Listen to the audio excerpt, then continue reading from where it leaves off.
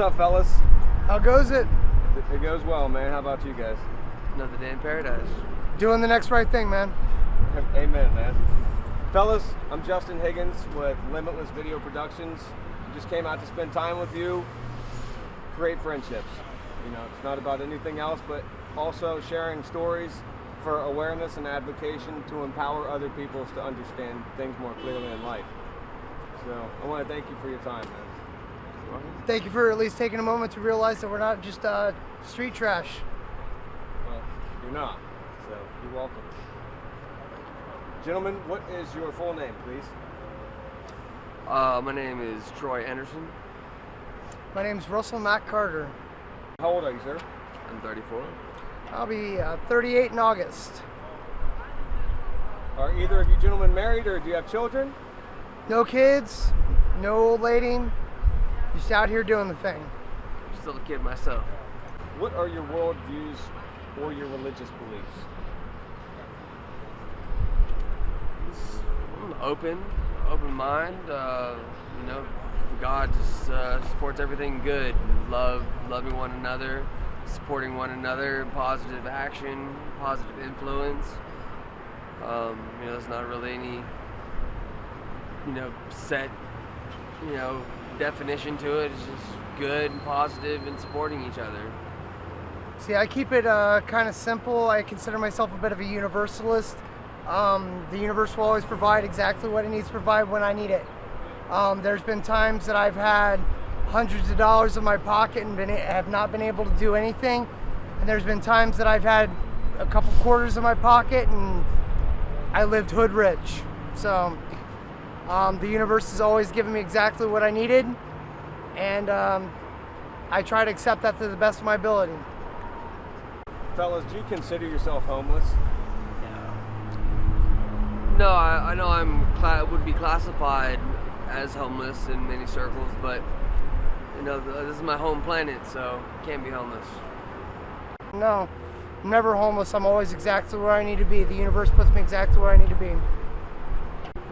I don't really coin myself as anything. To be typecast, I think, limits oneself. People always ask me, are you a punk rock kid? No, I'm not a punk rock kid. Are you a hippie? Yeah, I hang out with Grateful Dead family. I love those guys. I've hung out with Rainbow family. I love all those people, but no, I'm not classified by any group, genre. I dumpster dive, and I go through, and I've worked with Food Not Bombs. I feed homeless. Food for Bombs? Yeah, oh, absolutely. Food Not Bombs. Oh, that did, okay. But yeah, no, I don't classify myself in any particular genreization. I've done many of your atypical jobs. I've trimmed weed. I've done all sorts of crazy stuff, and people continue to try to classify me. Oh, well, you're a hippie, you're a gypsy, you're a punk rock kid. No, I'm not none of that. I'm just out here trying to love on people. I choose not to be limited by any of that.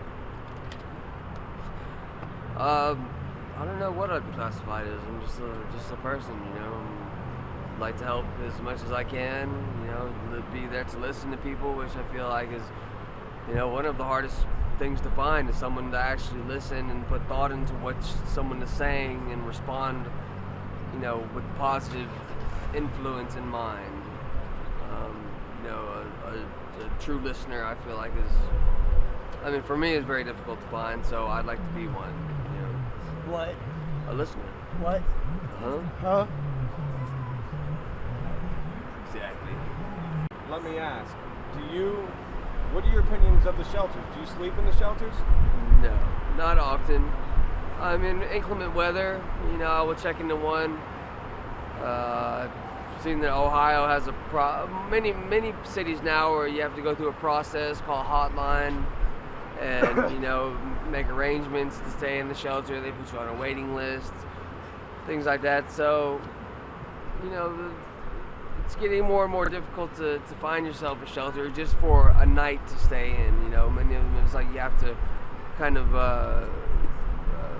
what's the word? You have to. You have to buy into their system. You have to buy into their religious philosophies. You have to buy into their into their bias, whatever their personal bias is, whether it be theology, whether it be political, whatever it may be.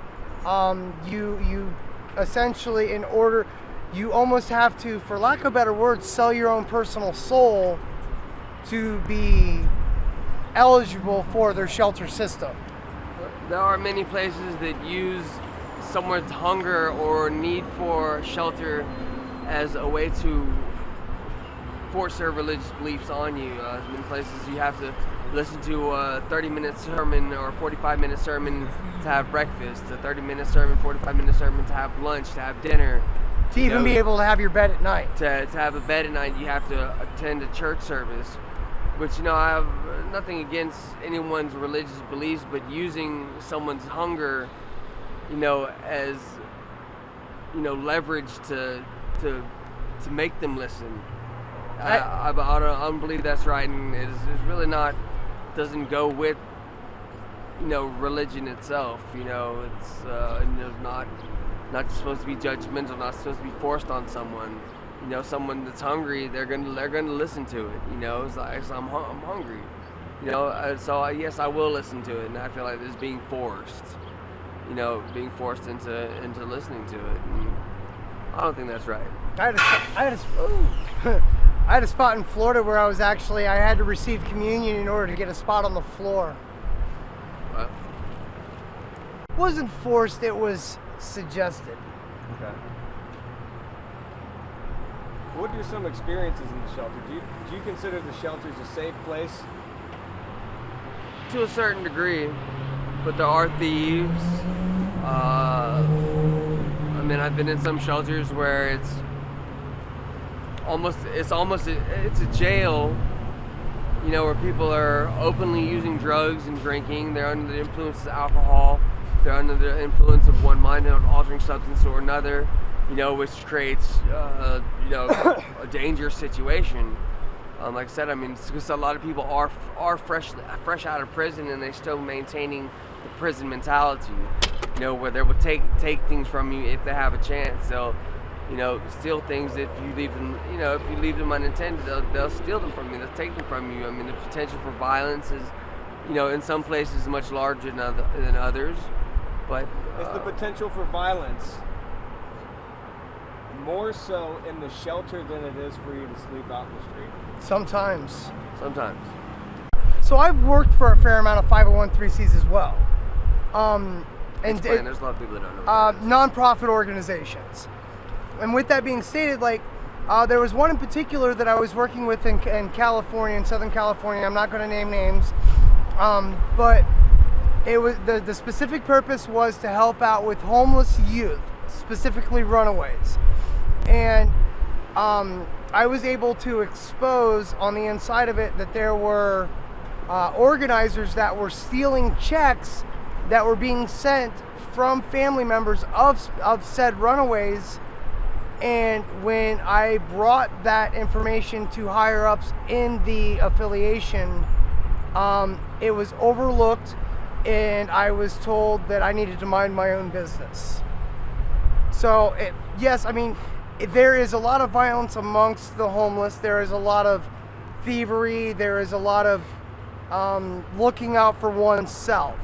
But the thing is, though, is when you do step into these shelters and you do work with some of these shelters, there's just as much of that dirty that's on the bureaucratic side.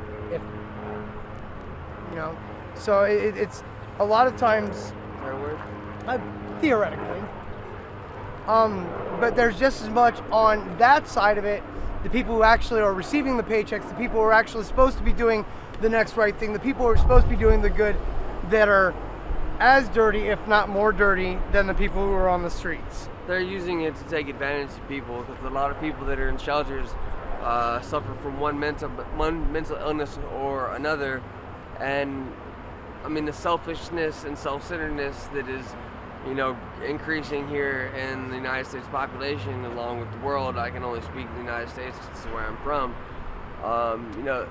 People that are suffering from mental illness, people are preying on them, and some people that run shelters, that's a hustle. it's a hustle for them. So I mean, they see someone that is able to take advantage of someone, you know, that doesn't have a strong mind or doesn't know what's. I mean, they're gonna take what they can from it. It's funny that you mention actually here in the United States, because I've met a lot of foreign travelers. Like I said before, I've done some work overseas, and a lot of people that I've actually had the luxury of meeting have actually said that it's more difficult to be homeless here in the United States. It's more difficult to be a travel kid here in the United States than it is 80% of the other countries. So that in itself should speak volumes. Henceforth, why personally this year I'm actually trying to reestablish all my passport information, trying to get my stuff together so I can go overseas again.